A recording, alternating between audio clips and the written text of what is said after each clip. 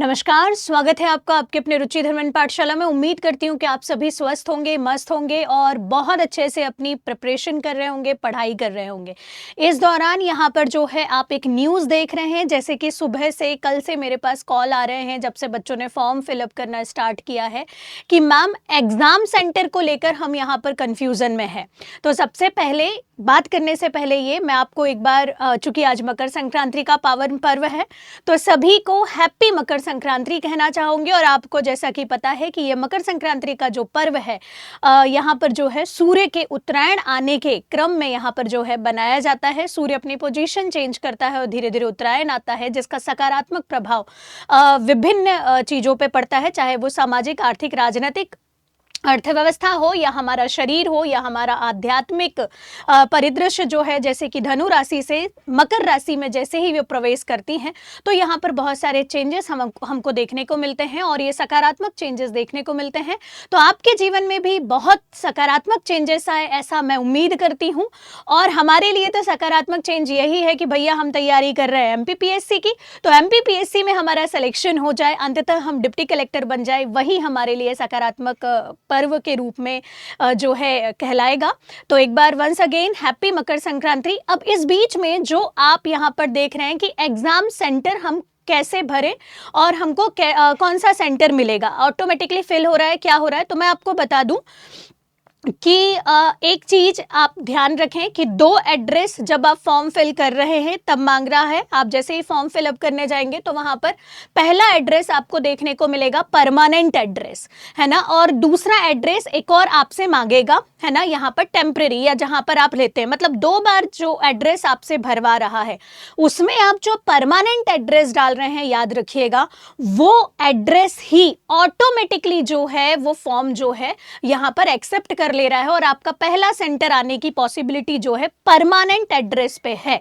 अब ऐसी सिचुएशन पे कई बार ऐसा हो रहा है कि बच्चे जो हैं यहाँ पर ग्रामीण क्षेत्रों में या दूर दराज रह रहे हैं, वैसे तो पूरे 55 जिलों में सेंटर बना हुआ है ना, तो उस जिले को वो सेंटर के रूप में ऑप्ट नहीं करना चाह रहे हैं। तो ऐसी सिचुएशन में मेरी चूंकि बात हुई है केओस सेंटर, मैं यहाँ पर लिंक भी दे दूंगी। यहाँ पर इंदौर जेरोक्स भंवरकुआ स्क्वायर पे अगर आप देखेंगे तो भंवरकुआ थाने से आगे जो टंकी है, तो टंकी के सामने इनकी शॉप है इंदौर जेरोक्स। यहाँ अगर आप चाहें तो मैं स्क्रीन पर नंबर भी दे रही हूँ। उसके पीछे रीजन है कि बहुत ही अच्छे तरीके से बच्चों को कोऑपरेट करके ये यहाँ पर फॉर्म भरते हैं, उनकी समस्या को सुनते हैं, है ना, और बहुत साल का अनुभव है। तो यहाँ पर आप इनसे भी बात कर सकते हैं या इनसे फॉर्म फिलअप करके ये कर सकते हैं कि अपने परमानेंट एड्रेस में यदि आपके पास में कोई रेंट एग्रीमेंट है जहां पर आप कंटिन्यूअसली कुछ सालों से रह रहे हैं या जहां आप सेंटर चाहते हैं वहां का आपके पास में कोई एड्रेस प्रूफ है, तो आप वो परमानेंट एड्रेस में डाल दीजिए और उसको वहां पर क्या कर दीजिए, स्कैन करके लगा दीजिए। और जो आपका सेकेंडरी एड्रेस है उसमें आप वही एड्रेस डालिएगा जो आप आईडी कार्ड में या जो आईडी कार्ड आप कैरी करके जाएंगे। तो ऐसी सिचुएशन में वो ऑटोमेटिकली सिस्टम जो है परमानेंट एड्रेस को आपको एज एन सेंटर जो है अलॉट कर देगा, है ना। लेकिन अगर आप कंफर्टेबल हैं, अब अगर आप अपने गृह जिले में भी पेपर दे सकते हैं और आप जहां पर अभी रह रहे हैं वहां पर भी अगर आप चाह रहे हो कि आप कंफर्टेबल हो, तो मैं ऐसे सिचुएशन पे ये बोलूंगी कि परमानेंट एड्रेस पे आप अपने गृह जिले का ही एड्रेस डालें ताकि किसी प्रकार की कोई समस्या ना जाए। लेकिन अगर आपको ऐसा लग रहा है कि एग्जाम देने के दौरान आप कंफर्टेबल फील कर रहे हैं उस क्षेत्र में जहां पर आप बहुत लंबे समय से रह रहे हैं, तो ऐसी सिचुएशन पे आप ये कर सकते हैं। अधिक जानकारी के लिए या किसी भी प्रकार की दुविधा से बचने के लिए मैं रिकमेंड करूंगी आपको इंदौर जेरोक्स, क्योंकि सच में इनका नेचर जो है वो बहुत ज़्यादा कोऑपरेटिव है और बहुत सालों से यहाँ पर जो है एमपीपीएससी के फॉर्म फिलअप कर रहे हैं, एमपीपीएससी से संबंधित जो है या अन्य गवर्नमेंट एग्जाम के फॉर्म और बहुत सारे जो केओस सेंटर के काम होते हैं वो कर रहे हैं। तो अनुभव अच्छा है, आप उनसे जाकर यहाँ पर फॉर्म फिलअप करवा सकते हैं या उनसे बात कर सकते हैं।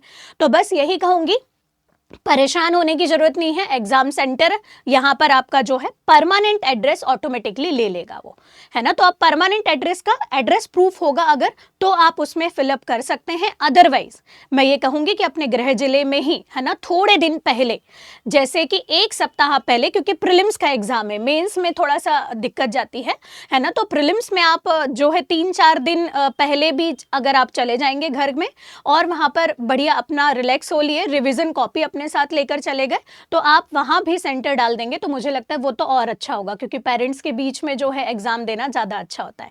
तो बस wish you very all the best. और एक और चीज़ मैं आपको बता दूं कि रुचि धर्मन पाठशाला इस बार जो है बहुत ही बिग धमाका करने वाला है। आज शाम को इस सरप्राइज के बारे में आपको यहाँ पर देखने को मिलेगा जो MPPSC की राह को आपका बड़ा आसान कर देगा।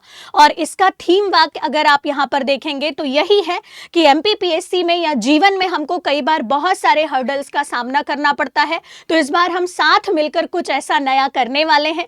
क्या करने वाले हैं तो शाम को लाइव जरूर आइएगा, मकर संक्रांति का बिग धमाका में वो आपको पता चल जाएगा। तो wish you a very happy Makar Sankranti once again. और बस अच्छे से पढ़ाई करें, सकारात्मक रहें, ऊर्जावान रहें। बहुत बहुत धन्यवाद। मिलते हैं एक नए वीडियो में।